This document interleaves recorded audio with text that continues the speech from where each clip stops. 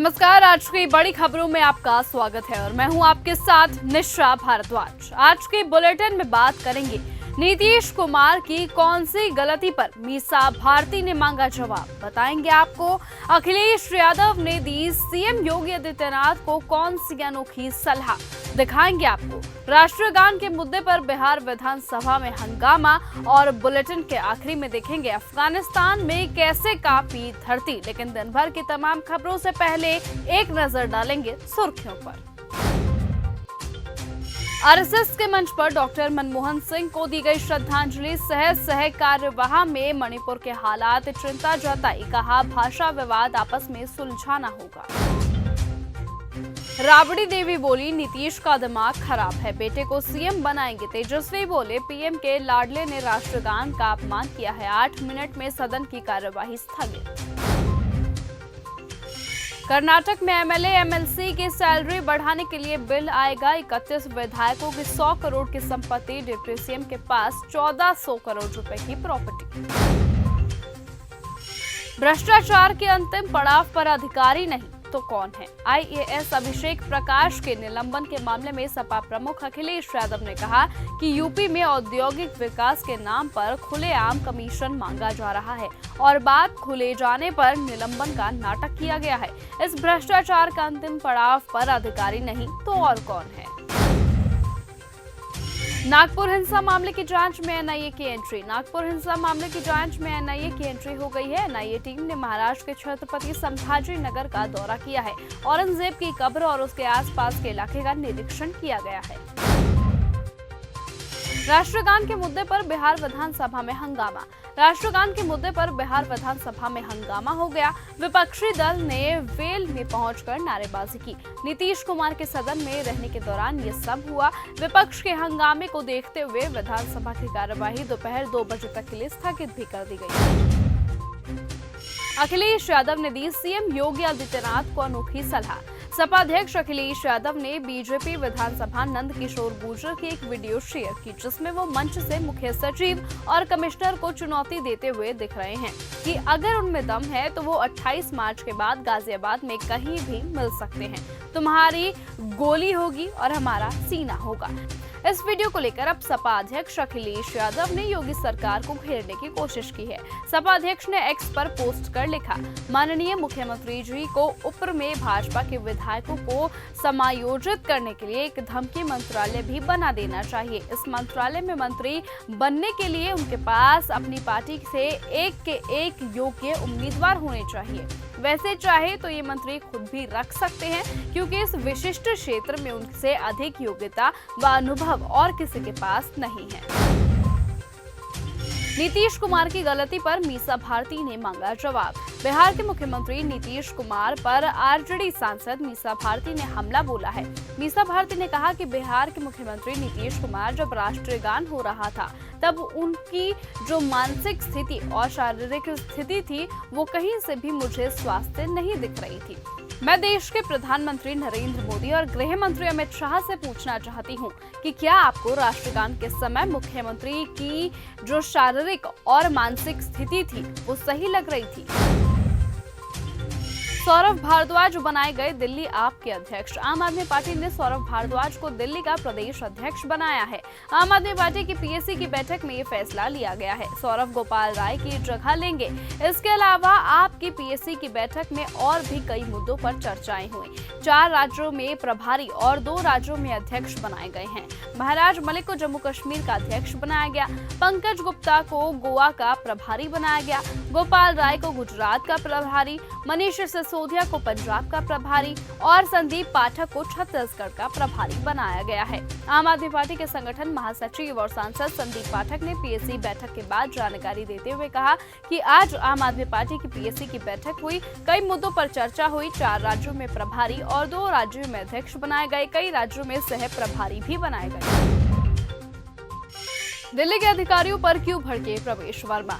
दिल्ली के पीडब्ल्यूडी मंत्री प्रवेश वर्मा दिल्ली के अधिकारियों पर भड़क गए। विधानसभा अध्यक्ष विजेंद्र गुप्ता के लेटर पर वर्मा ने कहा कि पिछले 10 सालों में अधिकारियों की खाल मोटी हो गई है। हम लोग खुद जमीन पर उतरकर पसीने बहा रहे हैं, उनको भी सड़क पर ला रहे हैं।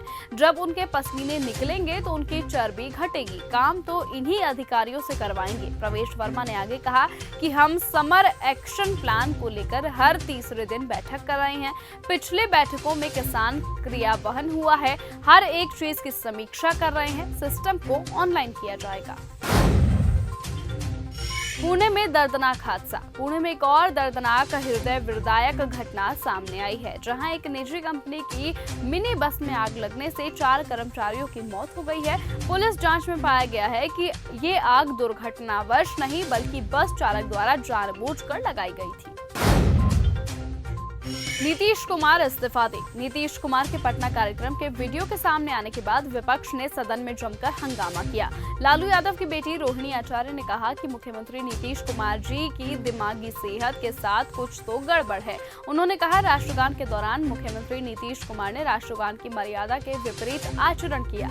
सदन में सत्र के दौरान निरंतर किए जाने वाले तरह तरह के हास्यात्मक इशारे, दर्जनों दफा सार्वजनिक मंचों पर सरकारी कार्यक्रमों में अजीबोगरीब हरकतें की, अनेकों अमर्यादित, अभद्र और अश्लील बयान सुनने को मिले हैं।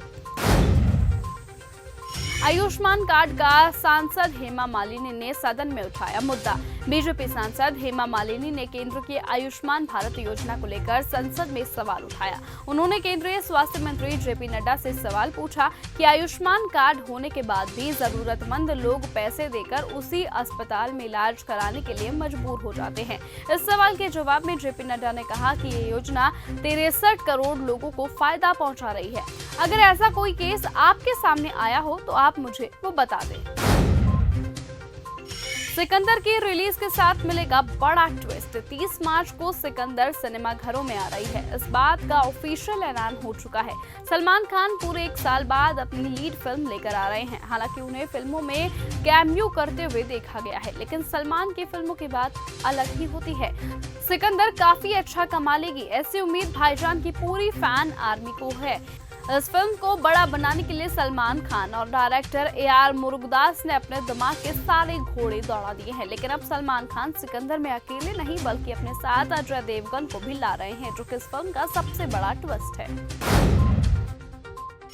अनुपमा के लिए खतरा बन सकती है टप्पू और सोनू की शादी। लंबे समय की मेहनत के बाद रूपाली गांगुली की टीवी सीरियल अनुपमा को TRP चार्ट में नंबर 1 की जगह मिल गई है, लेकिन लगता है कि उनकी ये खुशी ज्यादा समय तक टिक नहीं पाएगी, क्योंकि रेटिंग की रेस में मशहूर टीवी सीरियल तारक मेहता का उल्टा चश्मा रूपाली गांगुली के अनुपमा को कड़ी टक्कर देने के लिए पूरी तरह से तैयार है। इस हफ्ते दोनों टीवी शोज की रेटिंग से महज 0.1 का फर्क है, यानी इस हफ्ते 2.4 की रेटिंग के साथ अनुपमा नंबर 1 पर है, तो वहीं 2.3 की रेटिंग के साथ तारक मेहता का उल्टा चश्मा नंबर 2 पर बना हुआ है। पाकिस्तान में ट्रेन हाईजैक और सोने के काफिले के हमले के बाद खैबर पख्तूनख्वा में एक मुठभेड़ में आतंकियों ने पाकिस्तानी सेना के कैप्टन को मार गिराया। इस मुठभेड़ में 7 आतंकी भी मारे गए हैं। खुफिया जानकारी के आधार पर यह अभियान दक्षिणी वजीरिस्तान की सीमा से लगे डेरा इस्लामी खान जिले के कर्री मलंग इलाके में चलाया गया है। इस अभियान में 3 और सैनिक घायल हुए हैं। अफगानिस्तान में कांपी धरती। अफगानिस्तान की राजधानी काबुल में शुक्रवार को भूकंप के झटके महसूस किए गए। राष्ट्रीय भूकंप विज्ञान केंद्र ने बताया कि शुक्रवार रात करीबन 1 बजे अफगानिस्तान में भूकंप आया। रिक्टर पैमाने पर इसकी तीव्रता 4.9 दर्ज की गई है। NCS डेटा के आधार पर भूकंप का केंद्र आशांक 36.48 N, देशांतर -71.45 E पर 160 किलोमीटर की गहराई पर पाया गया है। अभी तक किसी जानमाल के नुकसान की जानकारी सामने नहीं आई है। अब आया बांग्लादेश पहाड़ के नीचे। बांग्लादेश को भारत से दुश्मनी अब महंगी पड़ रही है। वो भारत का पैर पकड़ने के लिए अब माहौल बना रहा है। भारत के साथ बातचीत के लिए वो तड़प रहा है।